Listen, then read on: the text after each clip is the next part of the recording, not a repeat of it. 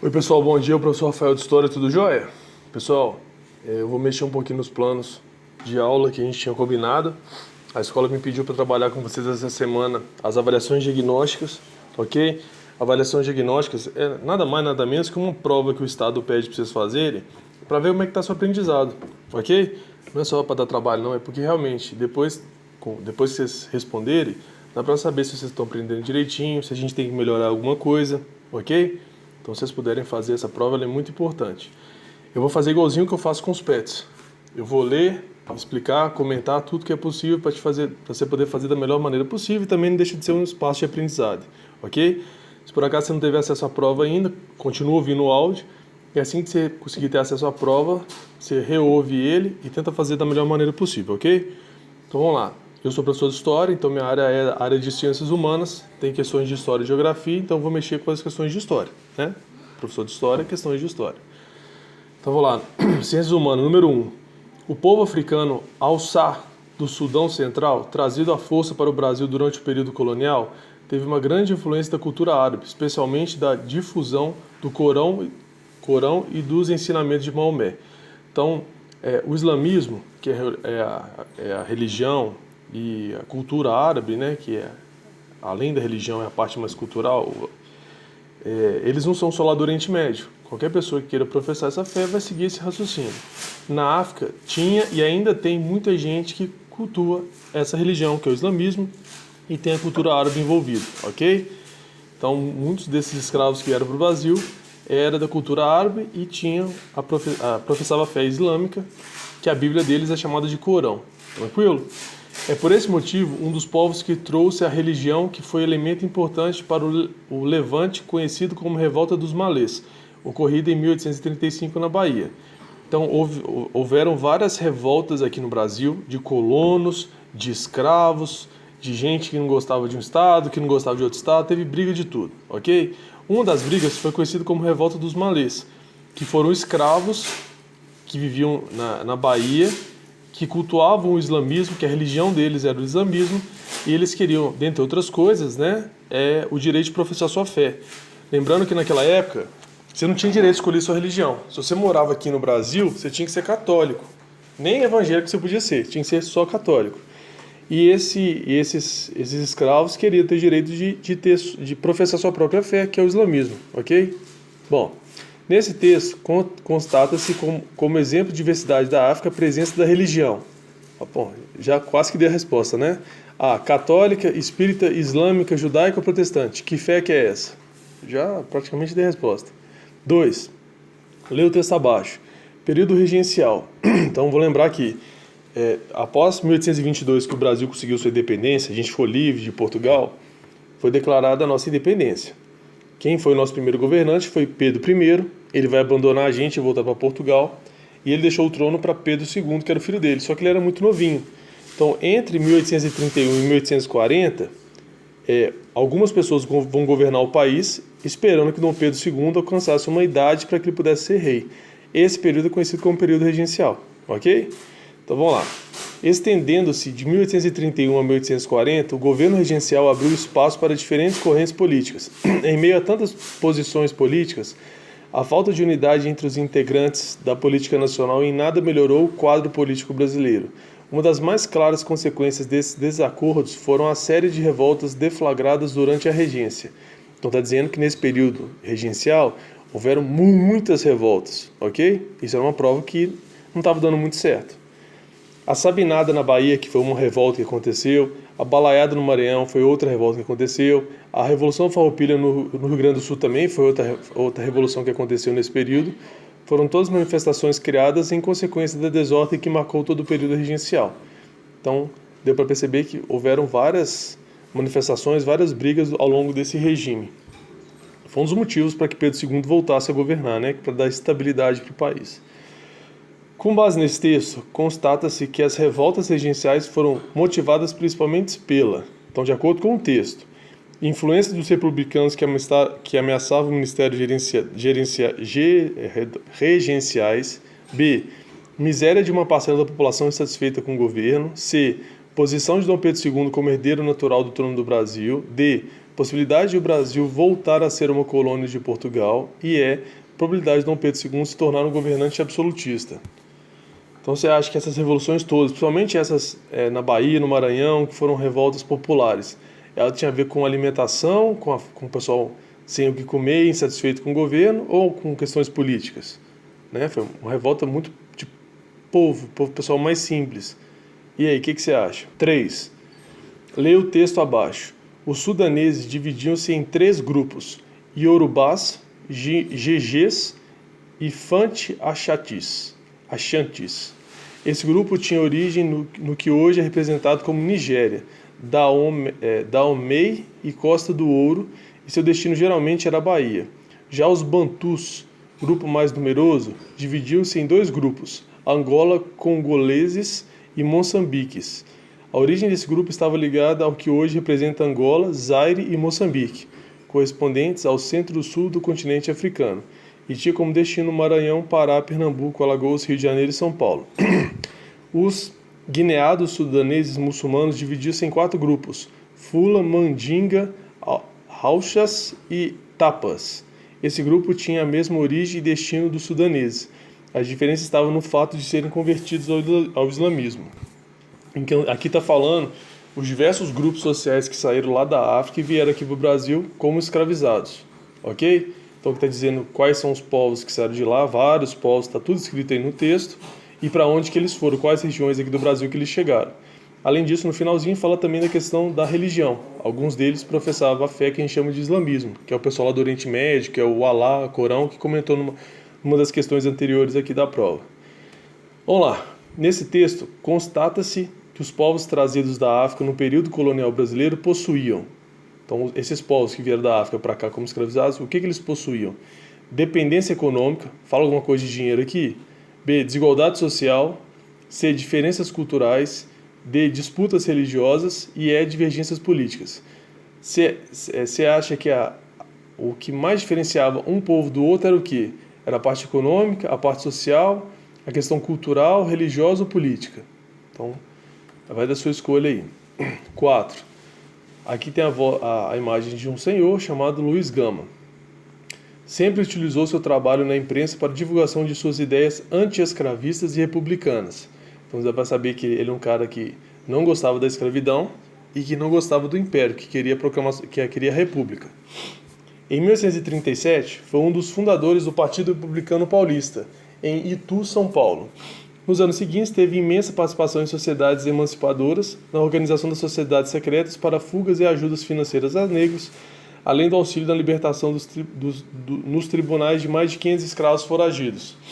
Então, esse indivíduo queria que fosse implantada a república no Brasil, como é hoje, queria acabar a escravidão também, como é hoje. Quando não deu para acabar, vai ser só mais para frente que vai acabar, né? Ele vai ajudar a financiar a libertação de alguns escravos, a fuga deles e por aí vai. Então era um indivíduo socialmente que era muito contra a escravidão. No contexto histórico descrito, qual foi a ação política caracterizada por Luiz Gama? Criação de leis escravistas, está falando alguma coisa de lei aqui? B. Defesa da República Militar, está falando alguma coisa de militar? C. Defesa da sociedade socialista, está falando alguma coisa de socialismo? D. A liderança do movimento abolicionista, está falando alguma coisa do fim da escravidão? E a participação do Partido Conservador, está falando alguma coisa de conservador aí? Eu acho que com essa leitura dá para saber direitinho qual é a resposta certa. 5. Leia o texto abaixo. Ao pisar em solo brasileiro, Dom João VI, que é o pai de Dom Pedro I, né, que foi o nosso primeiro imperador, tratou de cumprir os acordos firmados com a Inglaterra, que se comprometeram em defender Portugal das tropas de Napoleão e escoltar a corte portuguesa ao litoral brasileiro. Por isso mesmo, antes de chegar à capital da colônia, o rei português realizou a abertura dos portos brasileiros às demais nações do mundo. Então vamos lá. Dom João VI era o príncipe regente de Portugal. Ele era praticamente o rei de Portugal. E no período do governo dele, Napoleão, lá da Revolução Francesa, que controlou a Revolução Francesa, começou a dominar a Europa inteira. Tinha só 3 países que Napoleão não dominou, que foi Portugal, que ele é o rei, Inglaterra e Rússia. Para ele não ser conquistado por Napoleão, ele vai fugir aqui para o Brasil. Então ele vai pegar toda a família dele, a corte, e vai trazer para o Brasil. E quem vai fazer isso, quem vai dar suporte a isso tudo é a Inglaterra, ok? Só que a Inglaterra não vai fazer isso de graça. Ela pediu ao rei, entre outras coisas, que ele abrisse os portos do Brasil. O que significa isso? Antigamente, o Brasil só podia comprar e vender para Portugal, só. Qualquer coisa que um cara do Brasil quisesse comprar, tinha que comprar de Portugal. E que ele quisesse vender, ele tinha que vender para Portugal. A Inglaterra falou para Portugal agora não fazer mais isso. A partir de agora, a colônia do Brasil pode comprar e vender para onde ela quiser, desde que seja uma nação amiga a Portugal. Então isso a gente chama de abertura dos portos. É isso que está falando no texto aí agora. A abertura dos portos às nações do mundo significou a declaração de guerra à França, tem alguma coisa a ver com guerra, o comércio? B. A insurreição mineira, tem alguma coisa de Minas Gerais aí? C. A proclamação da República, tem alguma coisa a ver com mudança de governo? D. O movimento abolicionista, está falando alguma coisa de escravidão? E é o rompimento do pacto colonial. Pô, tá praticamente dita a resposta aí, né? Então, antes era obrigado a comprar e vender só de Portugal, agora pode vender para o restante. Isso é o quê? Vai lá que você sabe a resposta. 6. Na Constituição de 1824, então a nossa primeira Constituição, foi a que Dom Pedro I fez, ou mandou fazer, a primeira Constituição brasileira estabeleceu-se que para alguém se candidatar a esse órgão, era preciso ser cidadão brasileiro, ter todos os direitos políticos garantidos. Além disso, deveria possuir a idade de no mínimo 40 anos e ter uma renda anual de R$80 mil. O candidato eleito para esse órgão adquiria poder vitalício. Então pensa direitinho, a primeira Constituição nossa diz que para você ser candidato de alguma coisa, né, ser vereador, prefeito, governador, por aí vai, não podia ser qualquer um. Você tinha que ter no mínimo 40 anos de idade e ter no mínimo uma renda de R$80 mil por ano. Então, e além disso era vitalício, né? Você não saía do poder. Então você pode ver que a cidadania, o direito de participar da política era para poucas pessoas. Esse texto se refere a qual órgão governamental no período imperial brasileiro? Assembleia Geral, Câmara dos Deputados, Câmara dos Senadores, Congresso Nacional ou Conselho Geral? Então dá uma pesquisada na internet e vê qual era o órgão governamental daquele período que você vai saber qual é a resposta. 7. Racismo disfarçado de ciência, como foi a eugenia no Brasil. No final do século XIX, o Brasil tinha 17 milhões de habitantes. Mais da metade era formada por ex-escravos e seus descendentes. Então, mais da metade era de tom de pele negra. Desde 1888, que é a Lei Áurea, a lei proibia que essas pessoas fossem tratadas como posse. A ideia de que elas fossem inferiores por serem negras, porém, seguia firme, inclusive entre a elite intelectual do país. Então, está dizendo que por mais que a Lei Áurea libertou os escravos, o preconceito continuou. Sem o apoio das leis para justificar uma hierarquia racial, esses sujeitos lançaram mão de outra arma, a pseudociência racista. Estamos falando da eugenia, nasceu na Europa e que logo se adaptou à realidade canarinha, né, do Brasil. Imbuídos das ideias que cresciam na Europa e nos Estados Unidos, brasileiros influentes se mobilizaram em um projeto de construção de uma raça superior, ou seja, branca, e a noção de uma seleção artificial que promoveria o nascimento de maior quantidade foi se instalando em universidades e hospitais e até na política. Então, já que não poderia mais escravizar os negros, porque a lei não permitia mais, deram um jeito de menosprezar a raça afrodescendente de outra maneira. Eles queriam mostrar, não só no Brasil, mas no mundo inteiro, que a raça branca era superior à raça negra. E, além disso, queria que a população brasileira ficasse cada vez mais branca. Então, queria que, por exemplo, casais brancos tivessem mais filhos do que casais negros, ok? O que é um absurdo hoje em dia, é uma antiética danada, mas era assim que o pessoal do passado pensava, infelizmente. Grande novo do movimento eugênico brasileiro, Renato Ferraz Kell, concentra hoje sozinho quase todas as críticas ao assombroso affair do Brasil com a eugenia. Com base nesse texto, parte das elites intelectuais brasileiras no final do século XIX e XX acreditava que a adoção dos princípios eugênicos da sociedade ajudaria. Então, essas pessoas que acreditavam que a raça branca era superior à raça negra e que quanto mais branco tivesse um país, melhor seria o país, eles acreditavam isso que ajudaria em quê? Na ampliação do acesso à educação da população brasileira, na expansão do processo de miscigenação racial brasileira, eles queriam que o povo misturasse mais ou que fosse só raça branca. No crescimento da população negra do Brasil, eles queriam que aumentasse a população negra do Brasil, no desenvolvimento socioeconômico do Brasil e no empobrecimento da comunidade branca do Brasil. Então esse pessoal, né, de maneira geral, que era racista, o que você acha que eles acreditavam que isso levaria para o país de melhoria? 8. Leia o texto abaixo. No Rio de Janeiro, o príncipe regente Dom João expede decreto que revoga o alvará de 5 de janeiro de 1785, o qual extinguiria todas as fábricas e manufaturas de ouro, prata, seda, algodão, linho e lã existentes no Brasil. Depois do comércio, a liberdade também para a indústria. Então, o Brasil, aqui na colônia de Portugal, que era o Brasil, não poderia haver fábrica, manufatura, nada. Aqui tinha que ser praticamente plantar itens de agricultura e vender para a Europa para eles ganharem dinheiro. Quando ele chegou aqui no Brasil, fugindo de Napoleão, que a gente falou lá na questão anterior, ele vai cancelar isso. Então, a partir de agora, pode ter fábrica e manufatura no Brasil. Então, vamos lá. De acordo com esse texto, a transformação social, socioeconômica no Brasil na época da presença da família real foi a colaboração dos latifundiários na industrialização, a implantação de fábricas nas colônias espanholas, a revogação da lei que proibia fábricas no Brasil, o desenvolvimento da indústria portuguesa e o fim do tráfico de escravos no Brasil da África para o Brasil. Então pensa direitinho. O que eu acabei de falar para vocês, fábrica e manufatura, a resposta tem que haver com isso. Tem que estar ligado a fábricas e manufaturas. Lê direitinho que você vai saber a resposta. 9. Quadro A Redenção de Cã, 1895. Então aqui tem 4 pessoas, né? Uma senhora provavelmente negra, um rapaz e uma moça branca e um filho branco. O quadro retratado nessa imagem representa 3 gerações de uma família multiétnica do Brasil, no final do século XIX, através da avó, filha e neto. Então já está mostrando que a senhora mais velha à esquerda é a avó, a moça bem no centro da imagem é a mãe e a criança abaixo é o neto.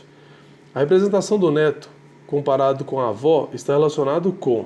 Então, obviamente, dá para ver direitinho a questão, né, do tom de pele, que a criança, pelo que a imagem demonstra ser branca, e a avó, uma senhora de tom de pele negra. A diminuição da miscigenação na sociedade brasileira, uma avó negra e um neto branco, isso é menos miscigenação ou é mais miscigenação?